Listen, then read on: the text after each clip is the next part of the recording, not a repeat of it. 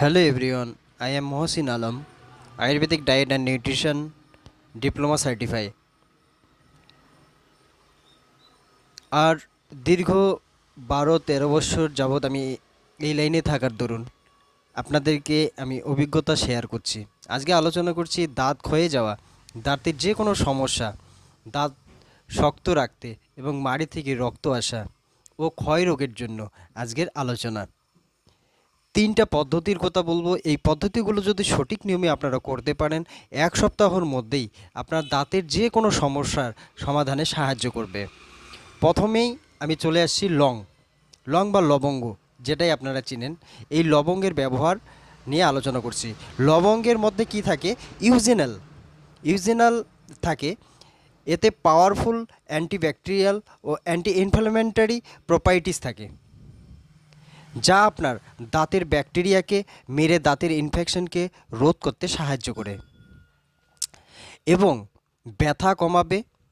এটির ব্যবহার কিভাবে করবেন? খাওয়ার পর একটা লবঙ্গ নেবেন, সেটা চিবিয়ে দিনে 2বার বা 3বার যদি আপনি খান, তাহলে একটা লবঙ্গ নিয়ে ভালো করে চিবিয়ে মুখের লালার সাথে আপনি একটু মুখে রাখবেন, আস্তে আস্তে সেটা চিবিয়ে গিলে খাবেন। এটার যদি আপনারা করতে পারেন, তাহলে দাঁতের যে কোনো সমস্যার সমাধানে আপনাকে সাহায্য করবে। লবঙ্গ চিবিয়ে খেলে আপনার মুখের গন্ধ, ঠান্ডা ও গরম জল যদি আপনার দাঁতে লাগে, সেটাও আপনার ঠিক করতে সাহায্য করবে। দ্বিতীয় নাম্বার আসছি, আপনার হচ্ছে পেয়ারা পাতা। এই পেয়ারা পাতা যদি আপনি কি করবেন, 2টা পেয়ারা পাতা নেবেন, ভালো ফ্রেশ পেয়ারা পাতা, সেগুলো ভালো করে চিবাবেন।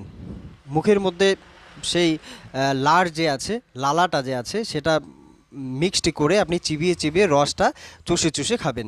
আর যদি না পারেন, তাহলে আপনি যদি অসুবিধা হয়, তাহলে 2টা পেয়ারা পাতা নেবেন, 2টা পেয়ারা পাতা 2 কাপ জলের মধ্যে ফুটিয়ে সেটা 1 কাপ করে কুলকুচি করবেন।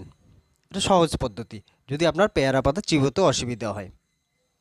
এই পাতাতে powerful antibacterial anti inflammatory properties থাকে, যা আপনার দাঁতকে ইনফ্ল্যামেশন থেকে বাঁচাবে, ব্যাকটেরিয়া মেরে ফেলতে সাহায্য করবে। আপনার দাঁতে যদি ক্যাভাইটিস হয়ে যায়, ক্যাভিটিতে আপনাকে বাধা দিবে। 3 নম্বর হচ্ছে নিম গাছের দাতুন। আপনারা সবাই ব্যবহার করবেন নিম গাছের দাতুনে anti bacterial, anti fungal, anti inflammatory agent থাকে, আপনার দাঁতের মাড়িকে শক্ত করবে, দাঁতের মাড়ি থেকে রক্ত পড়াকে আপনার রোধ করবে। এটা হচ্ছে, এই যে নিয়মগুলো বললাম, এটা মিনিমাম আপনি হচ্ছে বেশি দিন করবেন, তাহলে আপনার দাঁতের কোনো সমস্যাই থাকবে না। যে 3টা আমি কথা বললাম, লং, আর হচ্ছে পেয়ারা পাতা, আর হচ্ছে নিমের দাতুন, এগুলো ব্যবহার দীর্ঘদিন করেন, আপনার দাঁত সুস্থ থাকবে এবং আপনার দাঁতের যে কোনো রোগের ক্ষেত্রে এটা কার্যকারী হবে। এটা 7 দিনের মধ্যে আপনারা বুঝতে পারবেন। তো এ করুন এবং এর থেকে উপকৃত হন। আজকে এখানে রাখছি, আবার দেখাবেন নেক্সট ভিডিওয়ে।